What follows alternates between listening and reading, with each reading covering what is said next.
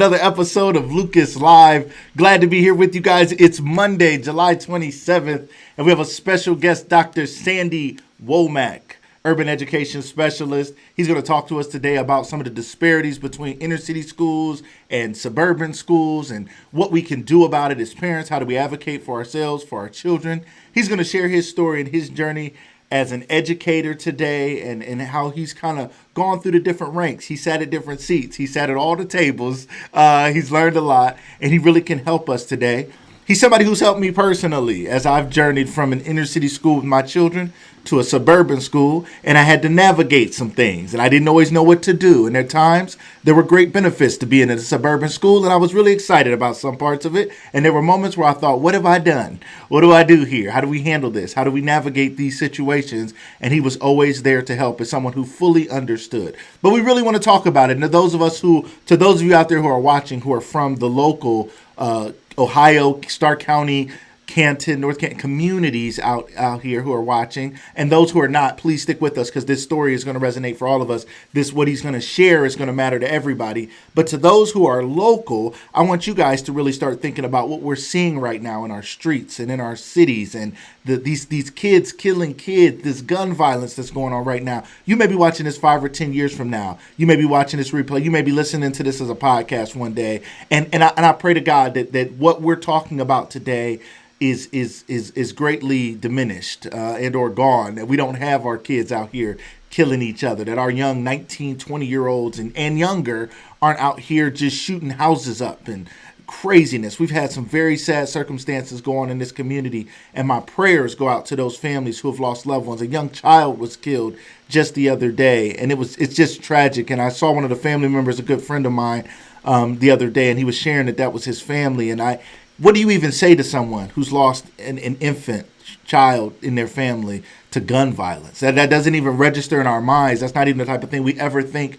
would happen. We're saddened when our 20-year-olds and 30-year-olds are getting killed by gun violence when they're running the streets. A child ain't barely got a chance to walk. They certainly haven't had a chance to run the streets, and yet their lives are being taken by gun violence. We want to talk about how does education play a role in impacting the community. I often say, and I had this conversation with the superintendent in my area, I said ignorance is a problem, education is a solution, and the school system is the educational arm of the community. If the school system doesn't do something about the ignorance, be it racism, be it violence, be it not having any sense of who we are as people and caring about our brothers and sisters and our communities, the way to solve ignorance is through education.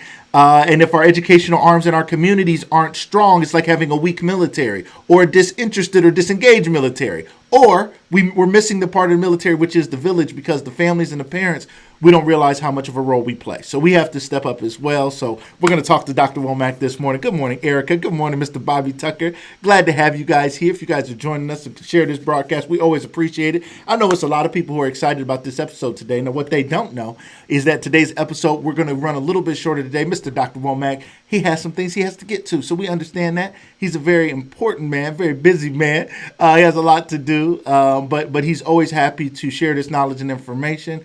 And as someone who has his number in my phone, as busy as he is, I know I can give him a call and he'll run down things with me and help me get through whatever situations I've been through in education or anything else with my family, my children, my life. And he's done that for me 100%. He's done that for me, truly. I know this is not a made-up story. He's been there for me. So I'm excited about that. Jaisha, thank you for being here. My beautiful wife, Career Marie Tyndale, thank you so much, sweetie, for being here. Everybody, thank you for sharing the broadcast. Honey, anybody who can share the broadcast, we appreciate the shares because the shares put it on your page. Now, the Super Bowl is on X channel, but now the Super Bowl is on your channel too. You're broadcasting the Super Bowl. And unlike the Super Bowl, where you're not supposed to broadcast the Super Bowl from your page because you streaming it and you stole it on your Fire Stick and you streaming it to everybody else, this broadcast you can share. You're not stealing, you're helping, okay? You're curating content. We create content when we post original thoughts. We curate content when we share other posts, thoughts, memes, videos. So be a content curator this morning or today, whenever you're watching this. You could be watching the replay. You can still share it and it'll be playing on your page. Now, if you're playing it on Facebook and you're sharing on Facebook, share it as a post. Don't share it as a watch party. If you share it as a watch party, you create a separate room at the party that they watch it together and you can see them, but we can't. And I'll miss their comments. I want to see some comments. You guys may have some questions. today. We'll get to what we can. We want to give Dr. Womack some time. Again, we're going to end a little early because he has a meeting to get to. So we're going to jump into it here in just a second. Heather Smith, thank you so much for being here. Thank all of you who shared the post and liked the post yesterday. That was amazing. So exciting. To Miss Tamika Jones, Christina Sanders, Sarge, thank you for being here, sir. Sarge, I tagged you in the post yesterday. I said, Sarge, I said this to you on the post. I said, I don't know if you know Dr. Womack, which I assumed working in the city of Canton all the years that you have. Of course you would. But I just knew you were like-minded men. I mean, when we talk, you guys both talk, that same heart for the community, for our children, for our youth. So I had to tag you, and I'm glad we got to have that conversation yesterday, Sarge. And you've done so much for this community as well, and it matters. It matters. It matters. So I'm going to bring on here Dr. Womack today. I want to welcome him to the show. Everybody welcome Mr. Dr. Sandy Womack. How are you this morning? I'm doing well, Lucas. I'm doing well. I'm glad you mentioned my man Sarge. That was my right-hand man at Hartford, and for years, man, we did it together. So anything that we do at that school in regards to transformational changes and improving academics and making sure the building was safe, had a lot to do with Robert Sarge Easley. So nothing but love for Mr. Easley, that guy. Yeah, we done, and we're still connected. So that's my guy. That's awesome. Yeah. Sarge has been making an impact. You two are. I worked at McKinley Early Childhood Center in Canton for 16 years. I was there from 1999 to about 2015, and I was running this child care center 6 weeks to 12 years, and I'd be out driving the bus. I did anything that needed to be done. I was executive director or something, and I'd still be out there on the bus. And the reason I did that is because I saw Mr. Dr. Sandy Womack, who we had not talked at the time, working at Lathrop School. And I saw you walking kids home in the hood with a suit on. I said, if that man can walk kids home, I can drive this bus and do whatever needs to be done in these schools and with these kids to make a difference. Why is that something that you've always done, is getting down to those grassroots and being a part of those kids' lives? Well, you know what? We had a lot of young parents. And we had a lot of young kids. We had early childhood education where we had kids who were 4 years old, and I had kids up to 11 and 12 years old. And, there was an active expressway entry and exit route with all those trucks. I had an active railroad crossings. There were trains that were going across 14th Street and going across Cherry, and I had babies, man. And it was just necessary for me to make sure that they were safe. I just felt like it would be easier to prevent than it is to rectify. So let me get out here and I can get ahead of this. I can make sure that the traffic is okay. I can make sure that the kids are getting, because it would be on my mind. Plus, it helped me start the day off well so I could meet the parents where they were at. We could talk outside. Many parents didn't feel comfortable coming into the school as an educational system, but they would talk to me. Plus, it made the kid, and I got to know my kids that way. I could walk and see who was up and down the hill. I could stand on the corner of 14th and Cherry. I could see what was happening up in Highland Park. I could see what was happening down there at my school.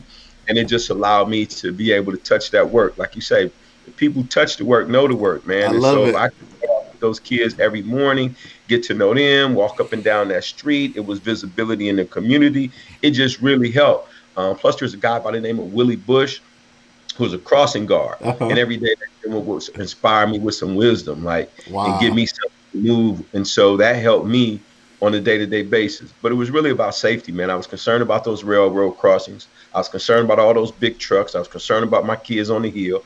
I was concerned about, as we talk about today, there was a couple of students who got killed up on Pulley Hill.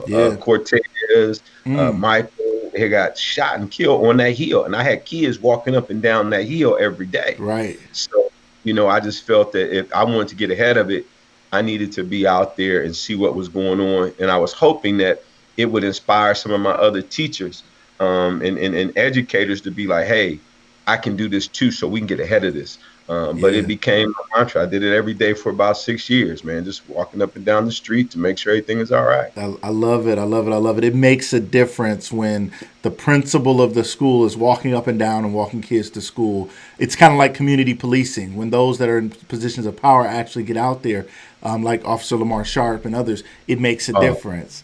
So tell us a little bit, Dr. Womack, and I want us to get into the meat of this because we don't have a ton of time. But just for the people to understand, you are Dr. Sandy Womack. You are a black man. You and your wife both Dr. Womack and Mrs. Dr. Womack, I call you. Tell me a little bit about your upbringing and your educational journey, because I know you.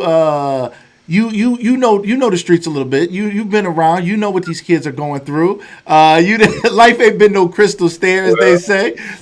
People say, I remember little Sandy. My mom used to say, oh, Sandy Womack, yeah, Sandy Womack, yeah. He wasn't always that guy, but he turned it around. Now he's running the community.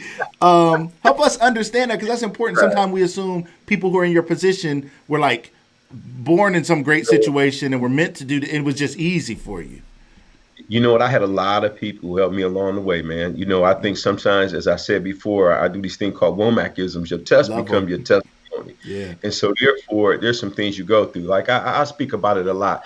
I lived in Highland Park. We stayed in Jackson Sherrick. We stayed on 3rd and Joe Bay. Then we moved to Akron. We stayed in Castle Apartments. I stayed on Wildwood, Wirt, Nome, Burton, Bloomfield, Gordon. Those are all different streets that I lived on, man. We moved about 16 to 17 times, man, before I was 16 years old. At 16, mom kicked me out. Hey, Wow. these adult grown women, you need to, if you want to be grown, you got to go. Mm. Wrestling, man, and praise God that I was an exceptional wrestler, and praise God for all of the coaches and people that stepped in order to help guide me. Yeah. I didn't really look to education as a way out. I thought I was going to go to the military. Mm-hmm. I knew I was graduate. I didn't get all A's and B's in school. My mom was like, but you're not going to bring no F's in here. We ain't got no dummies. They're I right. was like, and so, I got how do I put it? I got an athletic scholarship or academic scholarship for athletic purposes.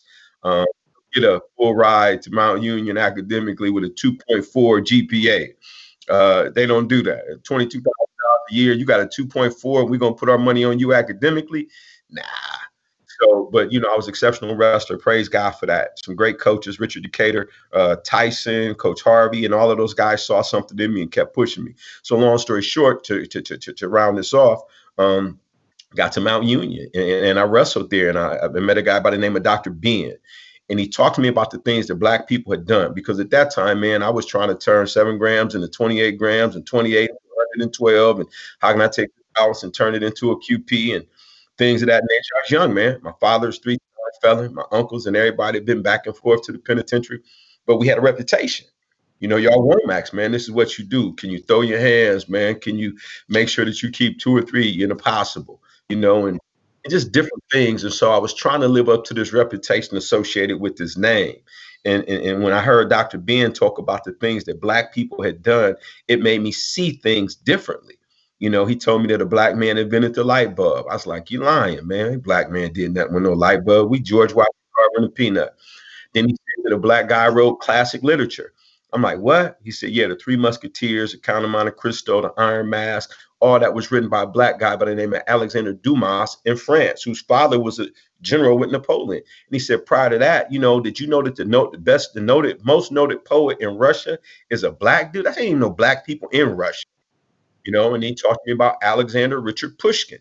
And I looked up Alexander Richard Pushkin. At that time, you had to do the Dewey Decimal System. I'm in the library trying to find a card. Who was Pushkin? But what I did is I found it, and it had images. And it was this Black dude who had died in a duel. His great grandfather was with Peter the Great. His name was Hannibal. And he wrote classic literature in Russia. And I was like, Black people doing all this? So it made me sit down and say that, you know what? I can get paid to talk and think. I don't have to go out here and have a job where the penitentiary is an occupational hazard. I always got to worry about my back, got to carry a pistol, got to worry about who trying to rob and steal. Yeah. Your re-up money become your next money. And I was like, another way to do this. Right. And praise God for putting people in my life to sit down and say, okay, man, we're going to let all this knucklehead you got, and we're going to turn it into a way to help you work with these kids. Right. And so I said, if I can work with inner city kids, urban kids, that's why, and I can find a way to get them exposure and experiences, because I was exposed, man. And then I started having good experiences. So when I started having great experiences on college campuses and joining a frat and meeting cats who like, yo, man, we gonna be CPAs and MBAs, and we're gonna become doctors, and I'm like, yo, y'all ain't trying to hustle, man. Y'all ain't trying to do such and such. I don't want 22s and a cut. Man, it's like, yo, bro, I'm gonna have a 50, a 401k, a 403b. You're like, what? I'm this way. I'm gonna invest in Coca-Cola instead of Coca-Cola. You know what I'm saying? Wow. And they started talking to me, and when I saw that, I was like, it's gotta be a better way. Yes, I love it. I love it. That's how I got an education. That's why I say it's not how you start, it's how you finish. But I also say this: If you don't know where you're going, you might not like where you end up. Jesus had a plan. You better put them together. And I started putting plans together. Like, here's where I'd like to be at 25.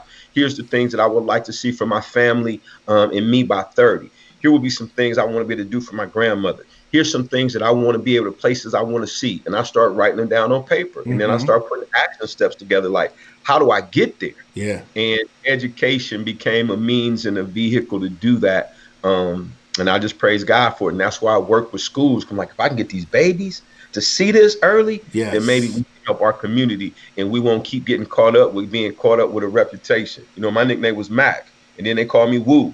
And so I'm living up to Mac and I'm living up to Woo. In fact, like I told my daughter, I've been Mr. Womack since I was 29. I became a principal at 29 years old. Wow. So, that's Wow. almost 20, that's almost, like I said, that's almost 20 something years that I have been in educational administration. And my wife had to remind me of that. She said, you talk about Woo and Mac like that was you've been Mr. Womack since you was 29.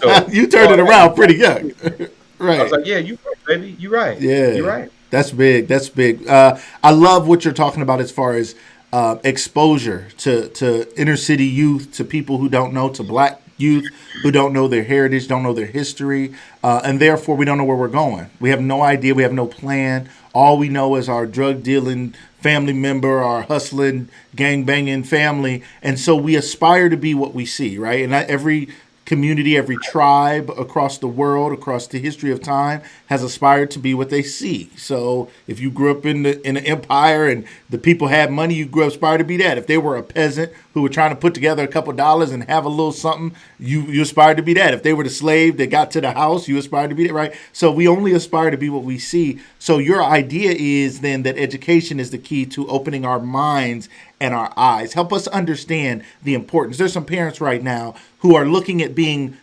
homeschool parents now, right? We're suddenly thrown into being educators. Some of us are like, I can't, I'm ill equipped to be an educator. Help us motivate us, right? It's education, motivation, liberation here on Lucas Live. Help us understand how important it is for us to suck it up, figure it out. And if we got to do it, we got to do it because education is so important. What's your thoughts on that? And so I would start off with this very simple quote. In a world of fools, there are even rules that make dumb men seem wise. Wow. You be a fool not to learn these rules and also rise. Thank you, Dr. Jackson, and may rest in peace, Whew. Ronnie Suggs. They used to always say to me, Sandy, in a world of fools, there's even rules that make dumb men seem wise. And what I began to understand by this is basically, I've never been in a situation where I've ran into somebody and I always ask the question, how many of you guys have had somebody tell y'all to get a good education? I don't care where I'm at. Almost everybody raised their hands because ignorance costs. And the older you get, the more you like, I should have been educated in something. I should have took school more seriously. I should have went to electrical school. I should have went to beauty school. I should have learned how to lay this concrete. I should have somewhere along the way. Because everybody, it's not a fact, it's the truth. Get a good education in something like what you're doing right now with this podcast. You educating yourself on this, man. You don't every day you getting better, you learning. And so education is a means, man. It's a means to social and upward mobility. Now, what happens is you have a school system, though, that was designed for a significant number of people to fail. So when the school system was put together, there was a four-part plan for the Negro. It was called the Lake Mohawk Convention. So if you Okay. get a chance, you want to make sure you share that with your audience. Lake Mohawk, Lamonk, not Mohawk, Mohawk. And so it's the educational plan that was designed for the Negro at that time. They said, we're going to make them a primary education. We're only going to get them to eighth grade. We're going to make teachers and preachers of the race. We're going to show them how to earn a living, in regards to what's going on. And we're going to teach them common standard English. That's it. So black people are supposed to go to eighth grade. We're just going to teach them to be laborers. We're just going to teach them the Bible and how to speak standard English. When in fact, man, we had already invented written language. You know what I'm saying? We had already, but they played us like we didn't. And so what I'm saying to the parents is knowledge is power. And the more education your kids have, the better. Here's the best example I can get you. People judge people not only just based on appearance, but conversation. So as a principal always said, listen, at our schools, we're going to make sure our kids know how to read, write, speak, but most importantly, critically think. We're going to work on your attitudes, your belief, your confidence, and dedication, discipline, determination, all in necessary for success. Knowledge is power. Continue to read, read, read. What are the six most important phrases in the English language? Please, thank you, yes, sir, yes, excuse me, and I apologize. And that became the nucleus of how my staff and our educated kids read, write, speak, most importantly, critically think. A is for attitude, B is for belief, C is for confidence, D is for dedication, discipline, determination. 6 most important phrases are please, thank you, yes, sir, yes, ma'am, excuse me, and I apologize. Wow. And that became our nucleus. And so what I will hook parents on and my kids on is this. Now, why? Not just what, but why. So let's say, for example, we're talking about our families. And I used to be like, yo, I'm going to go to my partner's crib, figure out a way to stack this bread. Mm-hmm. That's a cool conversation. I'm going to go to my partner's crib, Right. figure out a way to stack this bread. Right. That would be our conversation on my way. Right. But when I got to college, they'd be like, we're going to go to the neighbor. We're going to go to the constituents. I'm going to go over to my constituents, residents, and find a way to increase our capital. So therefore, I can expand my portfolio. Man, that's What did you just different. say? I'm going to my neighbors or my Constituents. resident in order to talk about a way to increase my currency, therefore to expand my portfolio and increase my capital. Said the same thing. Wow. I'm going to my partner's crib to find a way to stack this dough.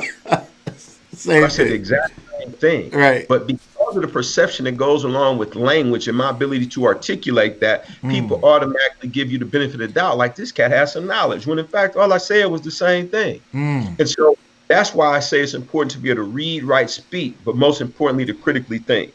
And we are not attuned to some of the vocabulary that goes along with education. And as a result of it, we continue to find ourselves not doing well on state tests. It's not that we don't know this stuff. They just write it in a language that we're not familiar with, nor do we gravitate to. So when you tell a parent to get a quality education, not only give you what they teaching you in school, learn your family history, man. Who was your dad? Who was your uncle? Who was your grandfather? Where y'all came from? What cities y'all from? What did you do? And then learn something about people that look like you. Because the history books are devoid of any contributions from African Americans in most cases, other than slavery and civil rights. And that is by design. There's always going to be a laborer and there's always going to be a boss. And they put us in a situation of education in the United States where African Americans were supposed to be the laborers, not by accident, but by design. And they put the plan together 22 years after the Civil War. Like, Man. This is what we know. 1892, man, they said, hey, after Reconstruction, they said, here's the educational plan for the Negro. This ain't made up. It's just read it. It's there. Wow. And craziest part about it, Lucas, in 2015, Ohio was ranked 49th out of the 50 states in the graduation rate for Black people. Couldn't make this up. Ohio. That is insane. In 2015. And we don't, I would say that we don't even know that. I would say as a Black person growing up in this area, growing up in Ohio my whole life, I didn't know that. I had no idea, nor did I know until I went from, in Canton City, I went from Layman to Hartford. 8th grade, I went to Hartford Middle School. And I was exposed to so much Black history that I am able to do this show. I do Lucas Live because I went to Hartford Middle School. I do leadership development consulting. I graduated from Malone University. I served my community because I went to Hartford Middle School, because Hartford Middle School looked at me and were like, you are somebody and you're special and you're different and you're brilliant. And I was like, me? And they let me put my hand on the wall because, they let me put my handprint on the wall because to leave a legacy because I had good grades. And I went to Layman, I went to other schools. I was just another kid. I wasn't even, they didn't see me as anything. I walked away from Hartford knowing like, man, I'm special. Those teachers knew me. They knew my family. They knew the inner city. They knew what was going on. Oh, yeah, your mom. Yeah, we grew up on Robin Court together, Pullick Hill. Yeah, we all from the same area. And you are, we all can do something. I had never seen so many Black teachers. I had never seen Black men in administration. Mr. Brown was the principal. Shout out to Mr. Brown at the time. Yeah. Powerful stuff, man. What is the impact? Yes. Talk to us a little bit. That makes a tremendous impact. See, we as a people need to be our authentic selves. And it becomes an assimilation or an accommodation. And you don't have to assimilate in order to be your authentic self. The one thing Lucas Tyndale does better than anybody else in the world is be Lucas Tyndale. Yeah. Nobody can do it better. Right. Nobody can do Sandy Womack better than Sandy Womack. Right. And when you allow a child to be their authentic selves and then push them to be educated and to take their talents, the world is phenomenal. When I sit here and think about me and my wife both have doctorate degrees, and I don't brag on it because didn't nobody give them to us. We had to earn it. Right. And we see some student loan bills that got to be paid too. Right. But my point is that my wife, man, Dr. Monica, her mom was a convicted felon. My dad Mm, was a convicted felon. Who would have ever even thought children of incarcerated parents would even be able to obtain, let alone achieve some of the things that we've been able to do? And that's through the grace of God, and more importantly, through the village. yes. And like you said, school, family, and community working together collectively is like a three-pronged table. You need at least three legs on any table for it to stand, unless you got one of those big, thick bar stool tables. Right. But for the most tables need at least three legs to stand if it's a circular table. And this Yes. is circular. The school, the kid is in the middle. Schools, family, and community with the student in the middle. It takes everybody coming together, man, in order Yeah. to make that happen. And when you have people that expect things from you, when their expectations are high, it tends to help you. You know, there's a guy by Yes. the name of Kyle Reed who was a teacher at Hartford for years. Mr. Reed wore a white shirt, a black tie, and black pants to work every day. Mm-hmm. True professional. But when you walked in his classrooms, his expectations were so high. And Kyle used to always say, says, Sandy, I'm not going to set this bar so low that they trip over it. I'm going to Mm. set it so high that they got to reach for it. Woo. And constantly encourage them to do Yes. well. But that's the type of teacher you have at Hartford. You have Reverend Dunwoody, who was like, yo, Yes. not only are we going to hit them with the academic, I'm going to get them on the Man. spiritual side Man. so that they can understand whose they are. Woo. You know, we just had people Man. there that were genuinely concerned. Sarge was over there with me. Mrs. Patrick Yes. was the principal there. Mr. Brown, you know, you had Mrs. Crenshaw, you had Mrs. Yes. Hubbard, you had so Yes. many powerful people who were genuinely concerned about the well-being and the education of those students. Now, you know, by the time I had got there, the academic reputation had gone down a little bit. It wasn't Mm-hmm. like Mrs. Patrick, Mr. Stone weren't trying, but there are a lot of things going on with Unit and Rated and Shore Block and 14th. And, you know, they had stopped investing into it like they used to. Right. Academically, they had. Athletically, we're still killing everybody on the football field Right. and the track team, basketball. We're killing them. But academically, we're falling so far behind. Mm-hmm. So, you know, I just say education is in your head. You take it with you everywhere. You don't have to put it in a suitcase. Wow. So that's why I encourage our parents to do that because, you know, today, Lucas, I'm just being religious. I get paid to talk and think. Man. Who would ever knew It's a that you could even beautiful have a thing. career if you talk and think? Right.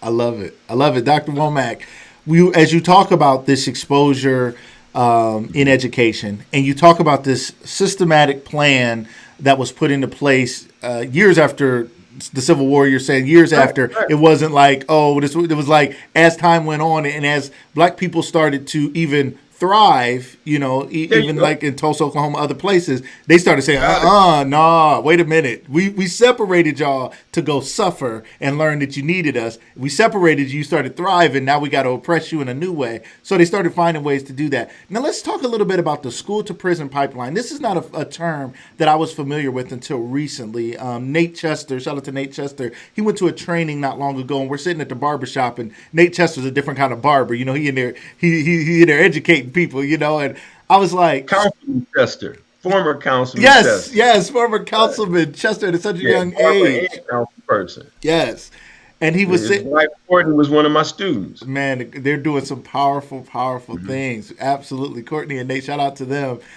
He started talking about the school to prison pipeline. I had a conversation with a lady who will be on later this week, who works in education in Atlanta. She works for the government in civil rights. She's a civil rights attorney in education. And so her and I talked about it a little bit. But I don't think enough people are familiar with this term. We see our kids out here shooting each other, killing each other. Help us understand, what is the school to prison pipeline, first of all, and then start to talk to us about some solutions as to, as parents and community members, how do we stop this? How do we stop this pipeline? What do we do? So there's a book called 13, and when you talk about the school to prison pipeline, what happens? They start suspending kids, especially African American kids, as early as preschool. Man, you got kids in preschool and kindergarten being suspended and expelled from school. And so what happens? Therefore, they're isolating them and taking them out of the general population. I.e., when somebody goes to prison, you take them out of the general population, you isolate them, and things of that nature. And it starts early. African Americans are being suspended and expelled disproportionately across the United States of America. I don't care what school system that you go to, we're becoming suspended and expelled. And it goes back to what I said about 2015. When you state that Ohio was ranked 49th out of the 50 states in regards to the graduation rate for African Americans in 2015. There are 50 states. Ohio was ranked 49th. That is almost the worst. Only state was under us was Nevada. But here's the thing that goes along with that. African Americans only make up 1 out of every 10 people in the state of Ohio. That's it. We one finger, 1 out of every 10. But we are 1 out of every 2 people incarcerated in this state. So Wow. how does people that make up 1 out of every 10 make up one out of Every every two? two.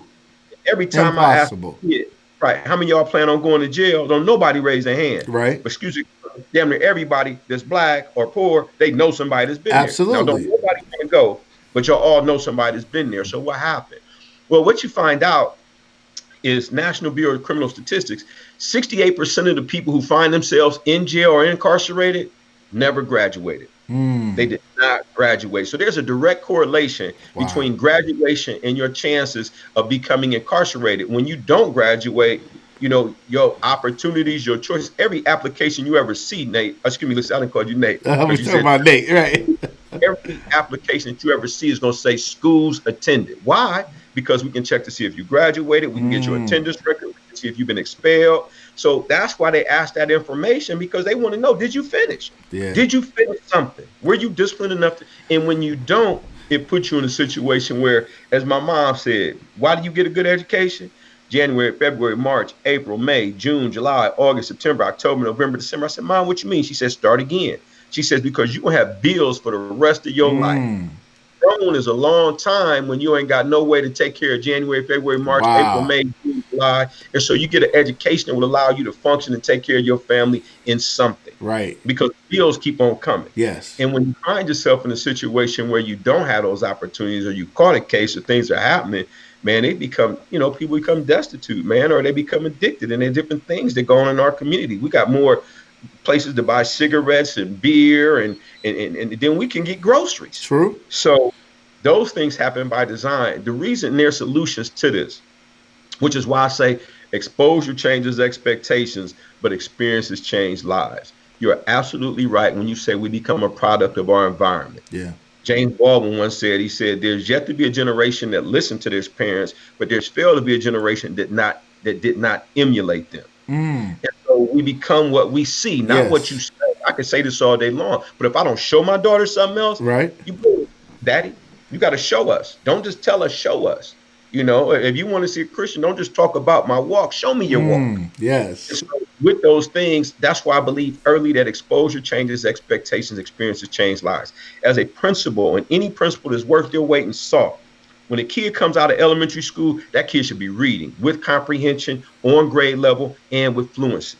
When they Yes. come out of middle school, they should have a basic understanding of the concepts of mathematical practices, being able to go through algebra and higher if they need to. Plus, they should already know how to read. They should have a basic understanding of how the United States government works with executive, judicial, and legislative branches of government. And they should also be able to critically think.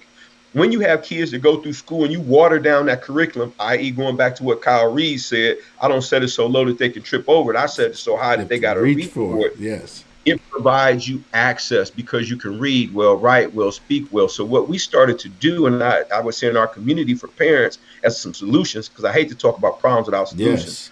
Exposure changes expectations, but it's the experiences that we provide for our kids that change lives. Example, at Hartford, we took well, not all of our kids, we took groups of kids every year to Albany, New York, and they shadowed state legislators. So they were suited and booted and tied up, and you might be with Hasty, Councilman Haiti, Councilman Williams, Councilwoman Thompson, such and such. And you would sit in their executive chambers when the lobbyists came in and talk to them about things that they wanted to push. And my kids had a chance to see that. Our kids went to city council meetings here in Canton and pushed for that water park. We were really trying to get Jackson Pool open. But they went to city council because they had been to New York and saw how it worked. They met Mayor Bloomberg. We went to Cardozo School of Law. They were on the campus at Columbia University. They got on the subway. We went to Staten Island Ferry. We exposed them to experiences that would allow them to see that there's something outside of Canton. And we put them on some of the most prestigious Ivy League colleges in the United States at Columbia. And like, yo, look at all the people that look like you. We try to provide them experiences. We took them to Howard University. They went to Ohio State. We took them to Youngstown State. We took them to Malone, Mount Union, Walsh. We put them on college campuses. And praise God, we had money from the Milton S. Eisenhower Foundation to allow adult education programs to flourish in our building. Our school was open at 8 o'clock every night. You might have an adult computer class going on. We had the line dance queens in there. They going in there doing the line dance, showing the adults how to do that. You got senior citizens in the computer lab. You got yoga classes. You got extended tutoring classes. You got athletics. You got all our school was open, man, to 8 o'clock. And then we had church on Sunday because the word church came in and was doing church on Sunday, Saturday, excuse me. Right. So it was a full community center, man. Yeah. And all those experiences really helped. That's big. That's big. We have to get back to the community and the collective. I love that, and that's something you've always been big on, and something you've always told me is we got to work together in this thing. As parents, as community leaders, as educators, it's a team approach, and it's one thing to sit back and say, "I can't believe these young people." Right? Every generation has talked about the generation after them like they've lost their mind. Right? So my mom said, "Your generation is crazy." Right? And then I look at my kids. I'm like, "What is wrong? Y'all want to play video? You rather play a video game than get out there and play the actual game, right?" I'm like, I don't understand, right? But every generation judges the next generation as though we're not the influencers of that generation, or like we have no say in it. We have to take control, and we have to step up, and we have to, like you said, we got to emulate what we want them to do, because do as I say, not as I do is dead, right? It doesn't work. I'm sure it never worked. That paddle out, it used to work. Okay, with the paddle. But when you start giving these kids them little chest ties, it didn't work. No. I like that. I like that when the paddle was there, you do it as I say because you're scared. The paddle was there, it worked. It changed. That out. That was the catalyst, right? But that changed things. So with that out of there, we have to step up and do things differently. So when we talk about right now, again, inner city Canton right now is literally on fire with shootings and murders and people. I mean, you see videos of people just not even. It was sad enough when I was young that people used to do drive-bys. These young people getting out of whatever, standing surrounding a house like they the FBI, shooting at people and crazy stuff. Like, what is happening? What do you think is happening right now in our inner city? And Canton's not the only city. Cleveland, it happens all the time. Chicago, it's happening like Iraq, right? It's happening in Akron. Columbus as well. It's happening in Columbus as well. Dr. Womack, an educated black man who's been in the streets, who's now has been in education for now a good portion of your life. Educate us on what do we do? What do you think is the problem? And what can we do as community people, as parents, to help stop this violence? In the book of Corinthians, it talks to, faith, hope, and the greatest is charity. We got to love, man. Wow. And I think love is one of the greatest answers. Either them young men that were out there with them guns didn't have nobody that loved them for real, or they didn't have love in their heart. I think, and Dr. King talked a lot about it. We got to love each other, man. Yeah. And I think we have lost that love for each other because we don't know each other. We got social media, and it actually has made us antisocial. Now it gives us a platform, but we used to be able to talk with people, talk with them, man, go through, get to know them. Now we got people who Twitter and Snapchat and TikTok all day long, but don't even get out there and mingle and touch and talk with other people. And I think we as a community have this, I call it a stinking thinking. I wrote a book called Even the Best of Plans Go Astray. And in that book, the first thing, here's a copy of it. All So I right. wrote, Even the Best of Plans Go Astray. And this is a picture of me and my dad when I graduated from college and when I was born. But the first page of the books talk about me being out there to shoot out at 25 years old. I'm trying to shoot somebody, man. It wasn't so much, so much anger was built up in me that I was just like, yo, man, I'm gonna kill this guy. And praise God, the bullets didn't hit him. Everything worked out okay. I was able to get out. That's why I wrote the books. I thought I was going to jail the next day. I said, oh yeah, they come to pick me up. But praise God, I didn't kill him. Bullets didn't hit him. Didn't go to jail. Statute of limitation on everything. So that was about 25 years ago. But my point is, I still was that I was that dude. I'm mad. And because that was my mindset, this stinking thinking. I had this hate built up in me for people that I was mad with. And even as I was gaining knowledge of self. And I think it comes down to love, man. We have to love and go back to our community and let them know that you are valued, that you are more than this nonsense that you see on TV, that we have something else that we can contribute. That's one of the main reasons I got into education. I said, Lord, you get me up out of this. I promise I'm not going to have one foot in the street and one foot in the education. I'm going to focus on training up kids so they don't put themselves in this situation. And I don't know if I was ever successful as we would have liked to have been. We lost a lot of kids at Hartford when I was there too, man. But we also got a lot. And it was a pastor who said Jesus ain't gonna get everybody. Everybody get a shot, but he ain't gonna get everybody. So you get as many as you can through exposure, experiences, and love. The schools, the families, and the communities come together. You show these kids that they can work and justify an income as opposed to trying to hustle everything, that they are intelligent, that they are smart, that they are confident, they can be anything that they want to be if they are willing to put in the work. Because the only place that success comes before work, bruh, is the dictionary. You have to put in the work. So put in the work is something. And then you can gravitate because, man, we got to do something about that. I hate to see this happening in Canton. I remember in Canton, in one year, I lost about 6 students. Wow. And their parents know that I'm not making up these names. Diamond Singletary, Anthony Moore, Kelvin Yes. Moore, Patrick Cooper, Mikey Sieber, Tajon coming down the hill on the bike. But my point is, we lost all them kids, man. Yeah. And it was like, wow, and everybody knew everybody and what took place, and it was just a sad situation. Now here we are in 2020, and I'm seeing the exact same Yeah. thing. Canton needs to provide these kids. They need some more parks, man, to be open. They need some pools to be open. They need some roller skating rinks. They need some money in these kids' pockets so that therefore Mm. they have to be. Idle time is the devil's playground, man. Yes. So how do we provide structure and put money into the infrastructure, not just in the physical infrastructure, but the people? Yeah. You know, the community, man. They need to invest something over there so that these kids. We used to have summer jobs, man. Yeah. Ronnie Suggs, them, and Joe Smith, we got summer jobs. We was cutting grass, man. We was Right. cutting heads. We was working in the office. We was painting buildings at the Southeast Community Center, put money in our pocket. We got to know each other. We had to learn conflict management. Yeah. People were invested, and they Yeah. love, out of love. And I think that is, I wish I had a better answer, man. But we gotta, if you don't love you, who gonna love you?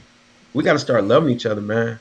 That's the greatest answer I think anybody could give is that we don't love ourselves, we don't love each other.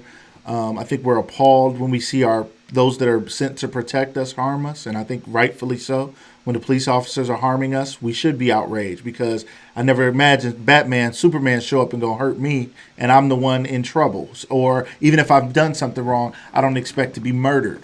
So I think that that's a big problem in our communities, and we can clearly see it, right? When we have a common enemy, we can see that. But sometimes when we're coming against each other and coming against ourselves, it's a lack of love. And black on black crime, I know they use it as an excuse, and it's not fair to just throw that out there as a thing. That, oh, black people kill black people, so who cares? What the police are doing is absolutely outrageous and wrong. And we got to love ourselves. We got to love each other, and we got to protect. I got to protect my brothers and sisters and show some love for my And, community. and Lucas, I'm just going to tap into that for a second. This is crazy, man. The number one cause of death for African Americans between the ages of 12 and 34 is homicide. Wow. There is no other race of people or ethnicity. Now, Native Americans are dealing with sclerosis of the liver at those ages, which is amazing to me. The amount of alcoholism that goes on, and I have family members that everybody part Cherokee, Navajo. I go in our community. Right. But Right. what I want to sit down and say is that we have to really take a look at that and say, why is that? Not only are we dealing with police, we're also dealing with it as a not accidents, Mm, not diabetes, not high blood pressure or heart disease between man. the ages of 12 and 34, male and female. It's homicide, man, and that's something that we gonna have to change that, man. Yeah. Can't nobody else change that for us.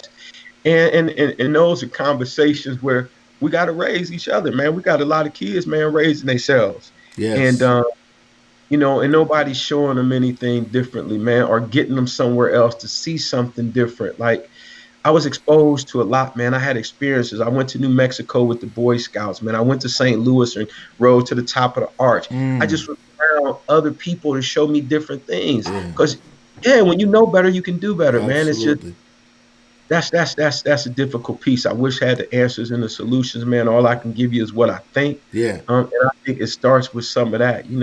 I do. I agree. I agree. Dr. Womack, I don't want to hold you. I know you have a meeting this morning, sir. Mhm. I would love to have you back on the show sometime. We have a great audience here today. Lots of comments. Ladies and gentlemen, thank you guys so much for your comments. If you guys want to see Dr. Womack back on the show, say something in the comments so we know. I know he'll do it. I know he'll come back on. You are a wealth of information, education, motivation, and liberation. Everything this show is about, it's who you are. You're an educator to the core, not just in a classroom setting, but anywhere you go. Anytime I talk to you, or anyone talks to you, they get educated, motivated to do something different, to get out of the box that we've been stuck in, and liberated to know we're free to do this. It's time now to step up, stand out, and make a difference, and educate ourselves so that we can educate our kids in our community. So, Dr. Womack, I really, really appreciate it. If somebody wanted to get a copy of your book or to connect with you, how could they do that? Well, this is the newest one. Is called Creating Successful Urban Schools. They could go to Amazon, they could go to Lulu Publishing, et cetera. And I think that one is much more productive to what's going on. When I wrote Even the Best Plans Go Astray, that's like Iceberg Slim reading there. So, you have to contact me through my email at oepa llc@gmail, and just say, hey, I'd like a copy of your book. We could do something through PayPal. All those ones, Even the Best of Plans Go Astray, you'd have to order from me. But Creating Successful Urban Schools, you can go on to Amazon, etc. So either oepallc@gmail. Yes. It's a way to get in contact for Even the Best of Plans Go Astray, Creating Successful Urban Schools, Amazon, Lulu Publishing, Barnes and Nobles, wherever you want to, you could get that one because it's published nationally. Awesome. And I would just say, man, thank you for this platform. I love to see what you're doing, man. Thank and how, as we were talking earlier, he controls the message, controls the mind. Carter G. Woodson, the miseducation of the Negro. Once you control my thinking, you control my acting. Wow. And so it's important that we get kids early so that therefore we can give them a mentality that they are something and they can accomplish anything, and understanding why we say please and thank you, and that you got to work if you want to be successful with something. Nobody's going to give it to you. LeBron James, one of the best athletes in the world. Yes, he has some God-given talent, but he works, man. Yes. He works, yes. Hard yes. to maintain that. And so I just say thank you. I appreciate you. Anytime, man, let me know. Right. Got to pay the bills, man. So I'm going to jump on you to my air superintendent's meeting. Yes, sir. But thank you for the opportunity, man. Whatever else I could do to help and support, let me know. And you got my number, man. Yes. Dr. Womack, thank you so much. Ladies and gentlemen, we see you. I see you guys in the comments saying we need him back. David Thompson, glad to have you here on the show, in the audience today. Kyle Stone, Coach G, I see you guys. Everybody on here who's supporting, showing love, thank you guys so much. Dr. Womack will definitely have you back. Ladies and gentlemen, stay tuned. Make sure you're following us at Lucas Live Media. Subscribe to the YouTube channel. Subscribe on Facebook. Follow us everywhere. And you guys are going to continue to get education, motivation, and liberation. I promise. We'll keep doing this thing, okay? You guys, thank you guys so much. Dr. Womack, have a great day. Everybody, be motivated to do something great today. Everybody have